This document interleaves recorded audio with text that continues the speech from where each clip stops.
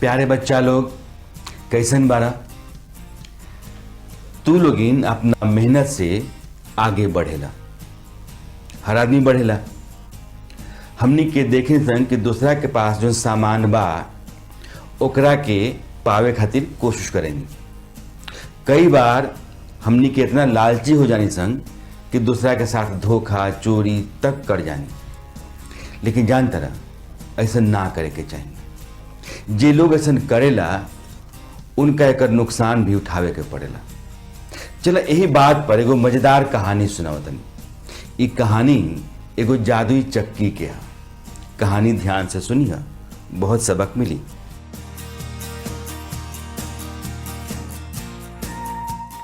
एक समय के बात है, एगो गांव में सोम और मोहन नाम के दो गो भाई रहते रहे लोग। बड़ा भाई के नाम रहे सोम, बहुत अमीर रहलन, उनका लगे काफी जायदाद रहे।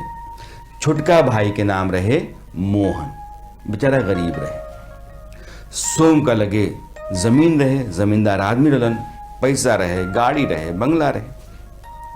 मोहन बेचारे रोज रोज की मजदूरी करके कैसहूं अपन परिवार चलावत रहलन। एक बार के बात है कि दिवाली के दिन रहे। सारा गांव बड़ा खुश रहे। सब लोग का घर में तरह तरह के पकवान बनत रहे। चारों तरफ दियरी जलत रहे। पूरा गांव में रोशनी रहे। लेकिन मोहन बेचारे बहुत दुखी रहे, कहे कि उनके परिवार के पास खाए के कुछ ना रहे। सोचलन कि मदद मांगे खातिर भाई के पास जाई। बड़ा भाई के पास गईलन। बड़ भाई सोम छोट भाई मोहन के डांट के भगा दिलन। बेचारे मोहन दुखी मन से घर आवे लगलन। रास्ता में मोहन के एगो बूढ़ा आदमी मिलल। बूढ़ा आदमी मोहन से कहला कि बेटा, आज दियरी के दिन है, तू इतना काहे दुखी बारा? मोहन बेचारे अपन सारा बात, सारा दुखड़ा ओकरा के सुनैलन। वो बूढ़ा आदमी कहला कि बेटा वो काम कर, है हमार लकड़ी के जो ढेर बा एकरा के हम घर तक तो पहुंचा दो। तू पहुंचा देब तो हम तहार कुछ मदद कर सकता। मोहन बेचारे मरता का ना करता, बुजुर्ग के बात मान लेलन। वो बूढ़ा आदमी के गठरी लेके लकड़ी के घरे पहुंचा दिलन। जब मोहन ओकरा घर से निकलत रहलन तो बुढ़वा रोकलक। रोक के कहलक कि है मालपुआ है, ले जा आ घरे में जइह, जंगल में जा। जब जइब तो वहां 3 गो बड़ बड़ पेड़ दिखाई पड़ी। ओकरा आगे जइब तो एगो गुफा नजर आई। जब गुफा में तू घुसब तो वहां 3 गो बौना मिलिहन से। ई मालपुआ वो बौनन के दे दिह, काहे कि ओकनी का मालपुआ बड़ा पसंद था। एकरा बदला में तू जौन मंगब वो बौना तारा के दे दिहन सन। बेचारे चल दिलन। कहलन कि ये वो काम करिया। बुढ़वा रोक के कहला कि पैसा मत मंगिया, तू ये कहिया कि हमरा के पत्थर के चक्की दे दो। मोहन बेचारे बुजुर्ग की बात मान लेलन। अब मान के जंगल के तरफ चल देलन। 3 गो पेड़ दिखाई पड़, पेड़ के लगे गुफा दिखाई पड़। गुफा में अंदर गलन तो बौना दिखाई पड़लन से। मोहन बौनन के लगे जाके कहलन कि मालपुआ जो लोग खाई। मालपुआ देख के बौनन खुश होलन से। जब चले लगलन तो कहलन कि एकरा बदला में हमरा के पत्थर के चक्की दे दी। बौना मुस्कुरलन से। मुस्कुरा कर कोनो बात नहीं, तू मालपुआ खेल, तू पत्थर के चक्की ले जा। जब पत्थर के चक्की लेके मोहन चले लगलन तो बौना रोक के कहलक, सुना, एकरा से तू जौन मंगम चक्की चला के ई चक्की तहरा के ऊ दे दी। जब तहार काम हो जाई तो फिर लाल कपड़ा से एकरा के ढक दिया। जब फिर काम पड़ी लाल कपड़ा हटई है, एकरा से मंगी है, चक्की चलई है, जौन मंगब तौन निकली। बेचारे मोहन घर गईलन।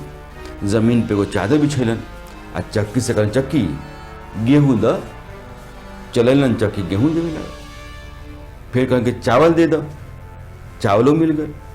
कहन कि दाल दे दो, भूखे रहलन, सारा परिवार भूखे रहे, दालों मिल गए। खाए के सारा सामान चक्की से बेचारे मोहन मांग लेलन। मोहन चक्की के मदद से अपना पूरा परिवार के भूख मिटा देलन। एकरा बाद लाल कपड़ा से ढक के चक्की के अपन रख देलन आ सूत गइलन। चक्की से जौन सामान निकलल आ बच गए रहे ओकरा के जाके अगला दिन बाजार में बेचैलन। एह तरह से रोज कुछ ना कुछ बच जाए, जाके बेटारे बाजार में बेच आवस। ये रोज रोज चक्की के सामान बाजार में बेचला से उनका लगे धीरे धीरे आमदनी होखे लागल।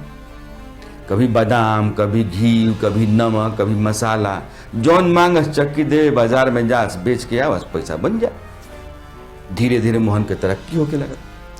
तरक्की उनकर देख के एक दिन उनके भाई के लगल के भाई ये हमारे छोट भाई इतना पैसा वाला कैसे होता। उनका मन में ईर्ष्या पैदा हो, तो सोचलन कि एक दिन पता कर लिया। तो कहीं बबुआ एक दिन तारा घर खाए आओ तनी हो।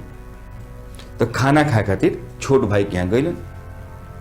खाना खा के जब निकललन तो खिड़की में झाँक के लगलन। झाँक के देखलन कि चक्की के राज का बा। मोहन बेचारे चक्की से मांगत रहन, चक्की निकाल के देत रहे, वो खिड़की से देखत रहन। उनका लग रहा अरे वाह ये तो बड़ा बढ़िया बा भाई, यही से ये सारा पैसा बनावत। बस मोहन का मन में लोभ आ गए। अगला दिन वो बाजार जब मोहन गइलन तो सोम चालाकी से उनका घर में घुस के चक्की चुरा लेलन। चुरा के आ सोचलन कि अब तो कोनो दिक्कत बाना, सारा परिवार के लेके गांव छोड़ के हम चल जाए, हमारा हाथ में तो खजाना लग गई बा। जल्दबाजी में वो अपना घर पहुंचलन, सारा परिवार के समेटलन आ समेट के चक्की लेके निकल गइलन। एगो समंदर के पास सोम पहुंचलन। जो समंदर पार करके जाए के रहे, उनका ऐसा दूर निकल जाए के रहे कि कोई पहुंचे ना। समंदर पर जब सारा परिवार सवार हो गए तो उनकर पत्नी कहली कि चकिया जन बाराउर एकर का खूबी बा, एकरा चलते रो हमनी के लेके जाता नहीं। सोम जे बारे से जादुई चक्की के बेचारे कमाल दिखावे खातिर चक्की घुमावे लगलन आ कहलन कि चक्की नमक निकाल। चक्की से नमक निकले लगा। अब निकलल जाए निकलल जाए निकलल जाए, सोम भाई के तो बंद करे के पता ना रहे कि चक्की बंद कैसे हुई। चक्की से नमक निकलत गए, नाव पर वजन बढ़त गई। नाव के बोझा इतना ज्यादा हो गए कि समंदर में नाव डूब गई। आ सोम बड़का भाई जमींदार बड़ा पैसा वाला पूरा परिवार के साथ समंदर में डूब गईलन। बेचारे जितना चिल्लन कहीं कोई काम ना आए। उनका के डूबैलक? लालच, चक्की के लालच, पैसा के लालच। जे मांगेम उहे आई, हम जैसन चाहेम वैसन हो जाई। छोटका भाई के जौन आधार रहे जिए के ओकरा के लेके वो भाग गई।